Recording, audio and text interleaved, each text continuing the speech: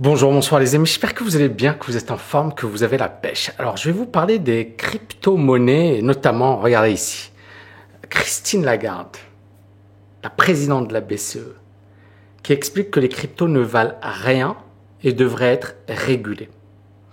Et ça apparaît, ou cette intervention, elle se fait à un moment clé, puisque vous le savez, le Bitcoin a fortement baissé, il est en train de consolider actuellement. Mais les autorités européennes sont en train de taper très fort sur les cryptos. Donc ce que je vais faire, c'est que je vais revenir un petit peu sur les propos, sur la logique qu'il y a derrière, sur pourquoi les cryptos représentent un danger pour l'Union européenne. Qu'est-ce qu'on peut en tirer comme conclusion? Alors avant de m'étendre sur ce sujet, je voulais vous parler un petit peu des cryptos et Dubaï. Et récemment, je voyais des influenceurs qui disait, voilà, je suis devenu millionnaire, regardez, j'ai 5 bagnoles, des McLaren, des Mercedes, des Bentley, etc. Et tout ça, c'est grâce aux cryptos. Les cryptos ont changé ma vie. Et en fait, on était vraiment dans le rêve ultime. T'es un gamin, ou t'es un ado, ou même t'es un adulte. Et tu vois ça, tu dis, waouh! Et ces personnes étaient même interviewées par des chaînes très sérieuses d'information, etc. Et il y a tout un mythe autour il y a des crypto-millionnaires, il y a des crypto-milliardaires. Je connais des gens qui ont gagné beaucoup d'argent, donc c'est pas totalement un mythe. Mais le danger, il est là. C'est ces gens-là, d'accord, et il y en a, on crée finalement cette illusion d'argent facile, cette illusion il y a qu'à faire ci, etc. Et le discours qui est tenu par ces personnes, c'est de dire les monnaies traditionnelles, l'euro, le dollar n'ont aucune valeur. Donc la meilleure manière de protéger son argent, c'est d'investir sur les cryptos. Et ils ont sans doute raison. Mais le problème, encore une fois, c'est est-ce que la meilleure alternative aux monnaies traditionnelles, c'est les cryptos? Est-ce qu'il faut investir 100% de son argent sur les cryptos et de se dire, ok, il n'y a pas d'alternative, donc la seule manière de me protéger, c'est de tout mettre sur les cryptos. Et certaines personnes l'ont fait. Certaines personnes ont eu raison de le faire. Mais si jamais il y a une régulation qui est extrêmement sévère, si jamais il y a une sorte de coalition. Vous savez, la Chine, l'année dernière, avait banni les cryptos. Vous voyez ici, donc ça c'est janvier 2022, la crypto est totalement bannie en Chine et dans 8 autres pays. Alors les autres pays, l'Égypte, Irak, Qatar, Oman, Maroc, Algérie, Tunisie, Bangladesh et la Chine. Alors bon, bien sûr, il y a certaines personnes qui vont dire oui, mais il y a d'autres pays, le Salvador, etc. Mais c'est intéressant de voir que pour le moment, voilà, il y a ces pays. Et si d'autres pays bannissent la crypto, et si la régulation devient... Encore une fois, j'en sais rien, vous n'en savez rien, personne n'en sait rien. Et clairement, on est impuissant. C'est pas quelque chose qu'on maîtrise. Alors bien évidemment, certaines personnes vont me dire, Tammy, oui, mais bannir, ça veut pas dire interdire totalement. Les pays ne pourront pas. Oui, je suis d'accord. Mais encore une fois, si il y a une régulation sévère, si on criminalise, et c'est le cas en Chine, le fait d'avoir de la crypto, est-ce que les gens vont pas s'en détourner? Parce qu'encore une fois, la psychologie est extrêmement importante. Alors juste pour info, Dubaï, non seulement ils légalisent, mais ils sont à fond. Ils sont à fond sur la crypto. Donc c'est juste pour vous dire que effectivement, ça dépend d'un pays à un autre. Mais les propos de Christine Lagarde sont quand même assez durs. C'est pas la Chine, c'est la présidente de la BCE. Et Christine Lagarde, elle dit, les crypto-monnaies ne sont basées sur rien et devraient être réglementées pour empêcher les gens de spéculer dessus avec leurs économies. Pour empêcher. Alors, on va plus tard. Vous voyez ce que je veux dire? Attention, c'est très important. Et elle dit, elle déclare à la télévision néerlandaise qu'elle s'inquiète pour les gens qui n'ont aucune compréhension des risques, qui vont tout perdre et qui seront terriblement déçus. C'est pour ça que je pense que ça devrait être réglementé. Et elle continue en disant « Je suis très sceptique de la valorisation de la crypto et ça n'a rien à voir avec l'euro digital. » Et on est bien d'accord que la Chine a lancé son yuan digital. L'Europe va lancer son euro digital. Les États-Unis vont lancer leur dollar digital. Donc on est clairement embarqué dans ce truc. C'est-à-dire les grands États, les grandes puissances économiques, parce que l'euro est la monnaie européenne, vont commencer à lancer leur propre monnaie digitale. Donc déjà, ça va remettre en question le principe même de stablecoin. Ça ne va peut-être pas totalement détruire les cryptos, puisque, encore une fois, il y a une vraie innovation, il y a une technologie qui est là, etc. Mais encore une fois, beaucoup de gens confondent la technologie avec l'actif. L'Internet a révolutionné, beaucoup de gens font la comparaison avec Internet, je suis d'accord, sauf que Internet, il y a eu la bulle des valeurs technologiques, le Nasdaq a perdu 85% de sa valeur et des milliers d'entreprises ont disparu.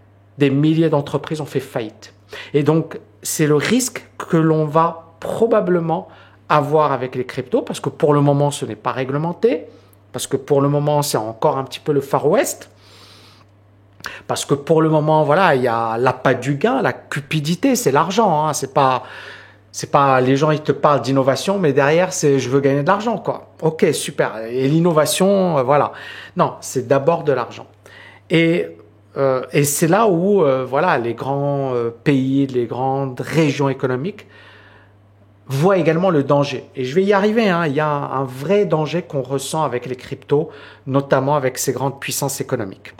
On a également, alors Christine Lagarde, elle parle bien évidemment de la monnaie digitale. Elle dit que, grosso modo, voilà, ça va être la suite logique. Il y a un autre membre de la BCE, Fabio Panetta, qui a dit sur les crypto-monnaies, c'est le Far West. Et ça ressemble à la crise des subprimes de 2008. Donc, il y a de plus en plus de parallèles entre les cryptos aujourd'hui et les subprimes. Et on accuse, et je dis pas que c'est moi, mais les dirigeants européens et des banques centrales accusent les cryptos, ou du moins considèrent que les cryptos sont un danger au moins équivalent au subprime de 2008. Et à la fin, Christine Lagarde, elle dit je ne possède aucune crypto parce que je fais ce que je dis. Mais elle dit mon fils a acheté des cryptos, mais il est libre de faire ce qu'il veut. Et elle a raison. Mais c'est assez marrant quand même d'avoir les propos de Christine Lagarde. On a un autre membre de la BCE, Fabio Panetta, qui dit « Les cryptos ne sont pas utiles économiquement et socialement ». Alors, l'idée, encore une fois, c'est ça. C'est de dire l'avantage de la blockchain, c'est d'éviter d'avoir ce système de décentralisation, d'avoir effectivement cette situation où on élimine les parties tierces, notamment voilà les intermédiaires, etc. On n'a pas besoin d'intermédiaires grâce au système de la blockchain.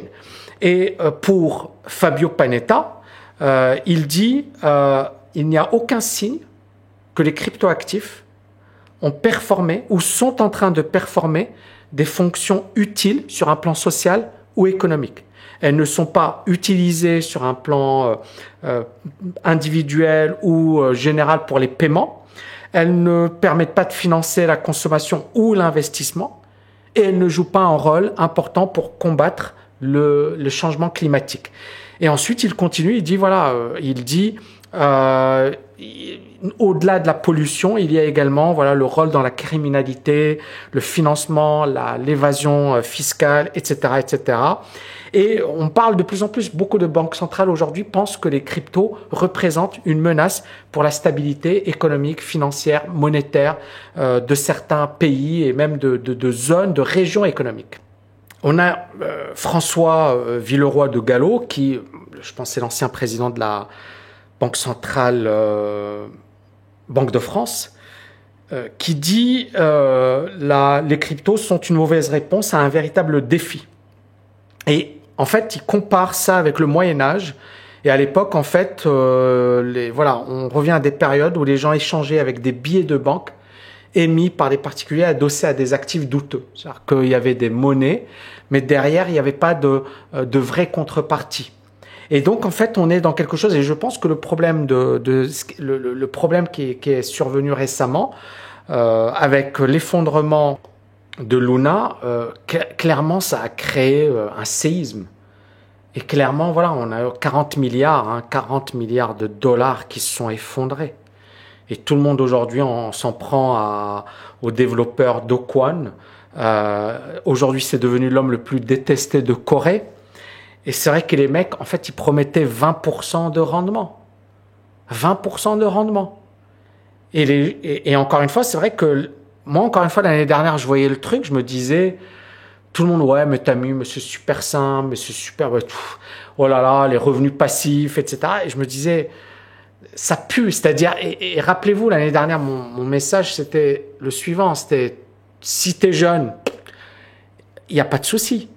Mais t'es un père de famille, etc. Je disais, n'investissez pas plus de 5% parce qu'il y a quand même des risques. Et je reste sur cette idée que tu peux devenir très très riche grâce aux cryptos. Tu peux également tout perdre. Clairement, ce qui séduit avec les cryptos, je vais être honnête avec vous, c'est ce risque asymétrique.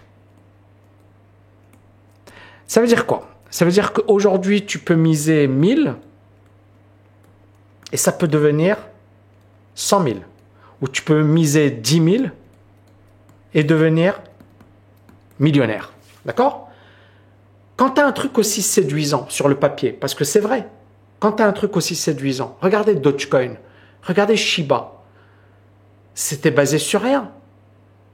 Elon Musk s'est excité, etc. Mais voilà, et puis tout le monde l'a suivi, et tout le monde a cru que c'était Jésus, que le gars, il allait changer leur vie. D'accord? Eh ben, aujourd'hui, ça vaut plus rien, ce truc. Ça vaut plus rien. Ça a perdu, voilà, au plus haut, ça valait 0,76. Ça a perdu 89% de sa valeur. Et toutes les personnes qui ont acheté sur les plus hauts, il y a faible chance qu'ils récupèrent leur argent. Mais on l'a eu, la folie. On a eu cette folie sur Shiba et sur le Dogecoin. On l'a eu, cette folie. Donc la BCE indique qu'ils vont mettre en place un euro numérique, mais en 2025. 2025, c'est-à-dire dans 3 ans. Les gars, réveillez-vous. C'est-à-dire si vous voulez mettre en place un truc, parce que, encore une fois, les choses vont s'emballer et ça va être presque hors de contrôle. Et j'en arrive vraiment à ce papier, hein, c'est aujourd'hui, où la Banque Centrale Européenne dit la régulation de la crypto est urgente. Et qu'il y a de plus en plus de risques pour la stabilité financière. Donc aujourd'hui, effectivement, les cryptos sont devenus très importantes. Ça représente plusieurs milliers de milliards de dollars de capitalisation. Et avant le crack, c'était 3000 milliards et plus. Et pour aujourd'hui, pour la BCE, les crypto-monnaies posent un risque de stabilité financière. Pourquoi? Parce que de plus en plus d'institutionnels, auparavant c'était des particuliers, aujourd'hui des institutionnels, des banques, des gérants de fonds, etc., sont impliqués dans la crypto. Et donc ça veut dire que même pour les institutions européennes, ça va être de plus en plus compliqué de contrôler tout ça. Et regardez ce truc, ça c'est très très important, vraiment. En se basant sur les développements actuels, les crypto-actifs montrent tous les signes d'un danger financier, d'un danger pour la stabilité financière. Donc ça, c'est la BCE qui le dit. Comme c'est un marché global, et comme c'est un problème mondial, une coordination mondiale et des mesures de régulation mondiale sont nécessaires. Et ça, j'en parle depuis 3 ans, je pense. D'accord? C'est bizarre qu'ils se réveillent aujourd'hui, les gars. Mais j'en parle depuis 3 ans, je pense même en 2017, j'en parlais déjà. Et on le voit bien ici. Là, il parle, ça c'est la BCE, c'est officiel. une régulation mondiale. Pas une régulation, l'Europe fait sa régulation, les États-Unis, la Chine. Non, c'est un problème mondial, c'est une monnaie mondiale, donc c'est une régulation mondiale. Vous voyez le truc? Très très important. Dans leur analyse, les banquiers centraux, la Banque centrale, elle a également critiqué le fait que le Bitcoin, les cryptos étaient un actif de diversification. C'est pas vrai pour eux. Pourquoi? Parce qu'il y a une corrélation entre la crypto et les autres actifs mainstream, les actions, les indices, etc., etc. Donc, il y a un doute sur l'utilité en matière de diversification. C'est-à-dire que même comme outil de diversification, les cryptos ne jouent pas leur rôle. Et là, c'est le point le plus important. Le trading sur des actifs comme Bitcoin, Ether et Tether a à un certain moment dépassé les volumes du New York Stock Exchange, c'est-à-dire la bourse de New York, et les actifs, malgré la baisse récente, d'accord, sont similaires en taille aux actifs des subprime mortgages qui ont déclenché la crise financière de 2008. Alors bien sûr, s'il y a une crise financière terrible, on va pas dire que c'est à cause des cryptos, mais là c'est les propos de la BCE, les amis, d'accord? C'est la BCE qui dit le parallèle avec la crise des subprimes avec les mortgages, les subprime mortgages. Et là, encore une fois, vous voyez la violence de ces propos et quel impact ça pourrait avoir. Et là, je vais quand même terminer sur une note positive avec la directrice générale du FMI, Georgieva, qui dit, voilà, attention, c'est pas parce qu'on a eu le crash de Terra qu'il faut abandonner toutes les crypto-monnaies. Et elle dit, voilà, c'est un monde qui est important, la blockchain est importante, il y a clairement un service plus rapide, des coûts plus bas, plus d'inclusion financière, c'est-à-dire que les gens qui n'ont pas accès à un compte bancaire pourront accéder à un compte bancaire, il faut bien séparer les oranges des bananes, etc. Et elle a dit qu'il faudrait effectivement une régulation au niveau mondial, mais attention, il y a ce côté innovation. Et encore une fois, le problème, il est là. C'est comment on va gérer tout ça? La psychologie des particuliers, le côté spéculatif des cryptos. La spéculation est omniprésente sur les cryptos. Et puis, vraiment, moi, je pense que la régulation va jouer un rôle très, très important. Le danger également des cryptos, parce qu'il y a des monnaies qui sont dangereuses, parce que ça représente aujourd'hui beaucoup d'argent, parce qu'il y a également, ça fait peur. Ça fait peur aux dirigeants, ça fait peur aux États-Unis, ça fait peur à l'Europe parce que c'est perdre un petit peu le contrôle de la monnaie. C'est très important, c'est-à-dire que il n'y a pas que le fait voilà, il y a également les côtés négatifs des cryptos, mais également le fait que des régions économiques puissantes, des monnaies puissantes puissent perdre le contrôle de la monnaie. Et donc il y a une crainte. Et clairement, je pense qu'on va évoluer vers des monnaies numériques dans pas mal de pays, qu'on va également évoluer vers une régulation. Et donc, est-ce que ça va totalement détruire les cryptos? Non, ça dépend encore une fois vraiment de la régulation au niveau mondial, de comment les gens vont se comporter, de comment les dirigeants vont se comporter, également des investisseurs. Parce que les investisseurs, finalement, quand ça monte, tout le monde s'excite, quand ça baisse, tout le monde fuit. Donc, en fait, il y a pas mal de paramètres. Il y a le paramètre les gouvernements, les banques centrales. Il y a le paramètre qui investit sur les cryptos. Ce sont les individus et les institutions.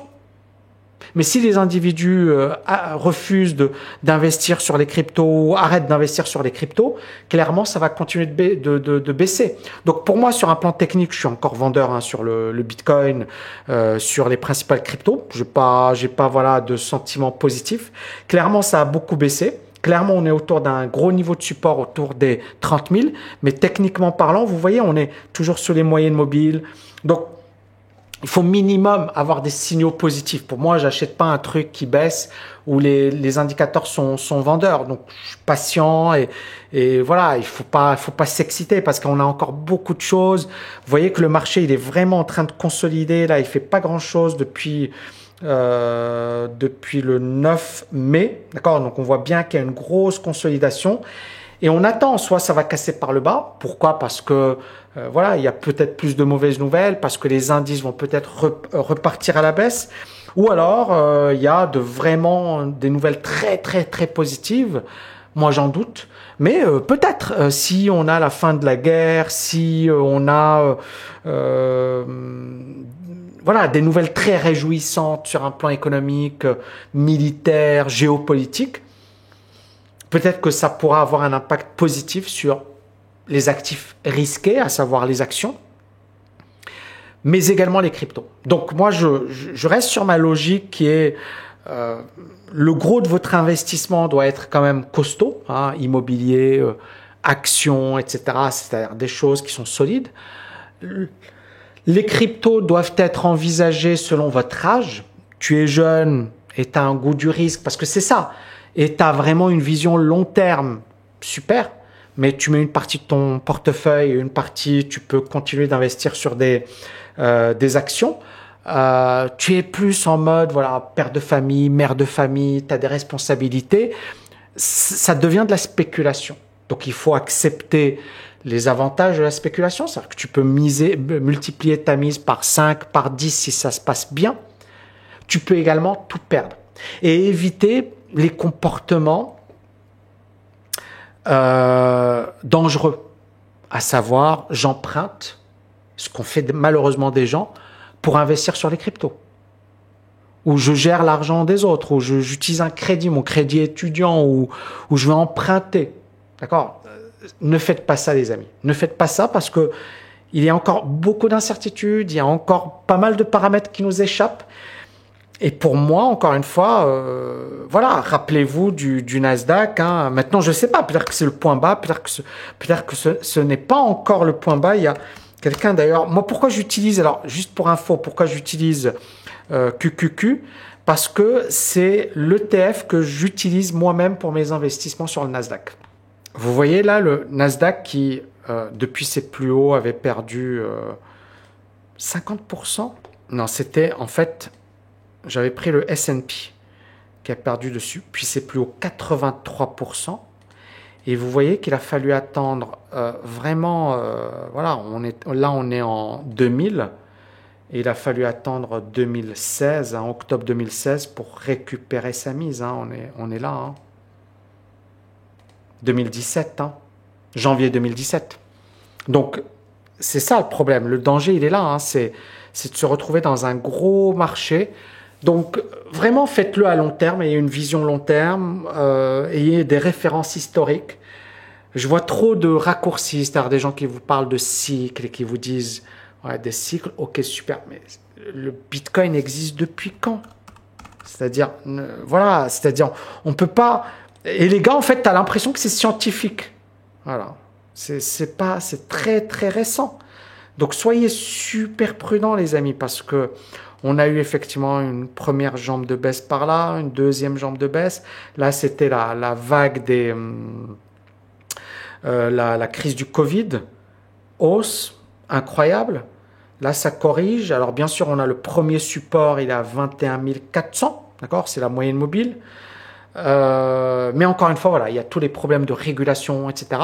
Donc voilà, moi je pense qu'avoir été clair, soyez en mode, si vous êtes sur les cryptos, prudence, mode spéculation, c'est-à-dire considérez que c'est de la spéculation, c'est de l'argent que vous pouvez perdre, ou que vous pouvez également devenir multimillionnaire si vous faites les bons choix, les bons paris, c'est pas impossible, d'accord? Je dis pas le contraire, mais c'est pas tout le monde, c'est-à-dire, il y en a qui vont vraiment cartonner, il y en a beaucoup, la grande majorité qui vont tout perdre.